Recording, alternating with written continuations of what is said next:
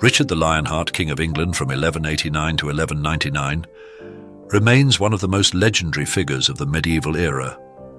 Renowned for his valor in battle and his unyielding leadership during the Third Crusade, his life has been immortalized in tales of chivalry and heroism.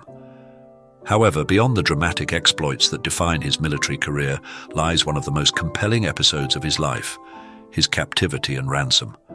From 1192 to 1194, Richard's imprisonment reverberated across Europe, shaping political alliances, burdening England's economy and cementing his legacy. This period of misfortune, political intrigue, and resilience provides profound insight into the man behind the myth. Richard's return journey from the Third Crusade was fraught with peril. After his campaign failed to recapture Jerusalem, he sought to make his way back to England by sea.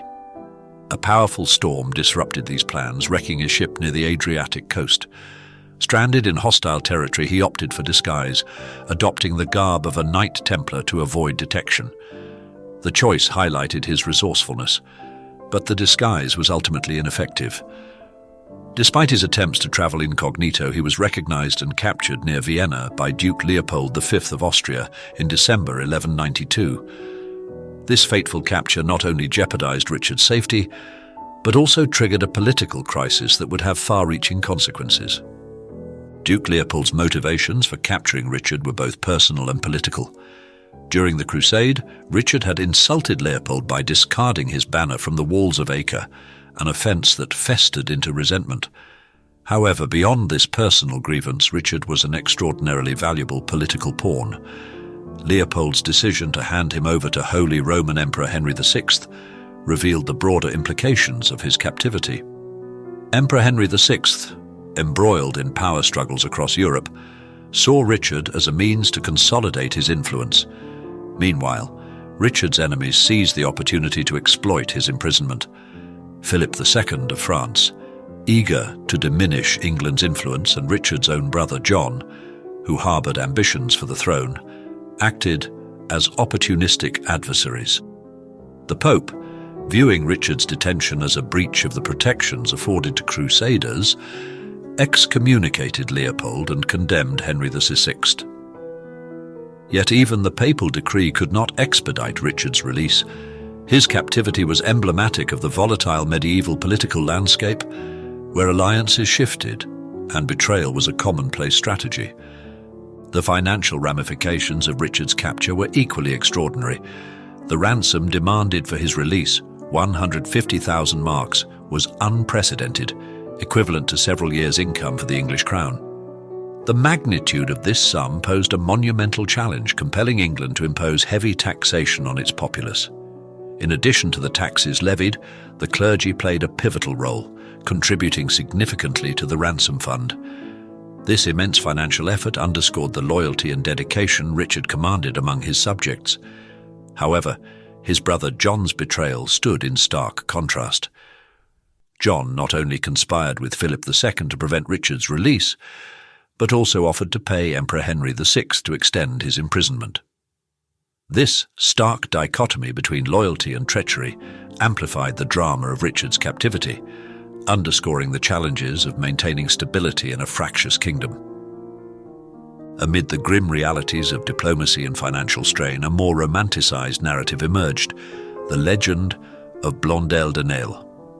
According to folklore, Blondel, Richard's loyal minstrel, wandered through Europe, singing a secret song known only to the king and himself. The story recounts that Blondel ultimately discovered Richard imprisoned in a hidden castle when Richard responded with the song's second verse.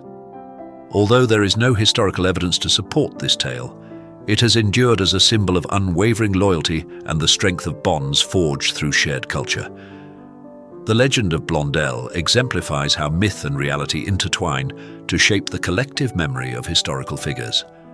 Even centuries later, such tales contribute to Richard's larger-than-life persona, blending fact and fiction into an enduring narrative of heroism and loyalty. Beyond the myths, Richard's own voice offers an intimate glimpse into his captivity. During his imprisonment, he composed the poignant song Janus Hons Pris, expressing feelings of abandonment and longing for freedom. This act of artistic expression added a new dimension to Richard's legacy, revealing his capacity for introspection and resilience. The song's lyrics lament the betrayal of allies while embodying the enduring hope for redemption. In this moment, Richard transcended his role as a warrior king, demonstrating the vulnerability and depth of a man grappling with isolation and adversity. His artistic endeavors humanize him, bridging the gap between legend and reality. After 2 arduous years of negotiations and financial sacrifice, Richard was finally released in February 1194. His return to England was marked by a second coronation, a symbolic act to reaffirm his authority and legitimacy. Yet, his freedom was not a moment of respite, but rather a catalyst for renewed hostilities. Almost immediately, he resumed his conflict with Philip II of France, determined to restore England's position on the European stage. Despite the personal and national toll of his captivity, Richard's resolve remained unbroken. However, his prolonged absence had lasting consequences. The economic strain of his ransom had left England vulnerable, while his imprisonment revealed fractures within the kingdom that would take years to mend. Richard's captivity was more than an isolated episode. It was a transformative period that tested his character and reshaped the course of history.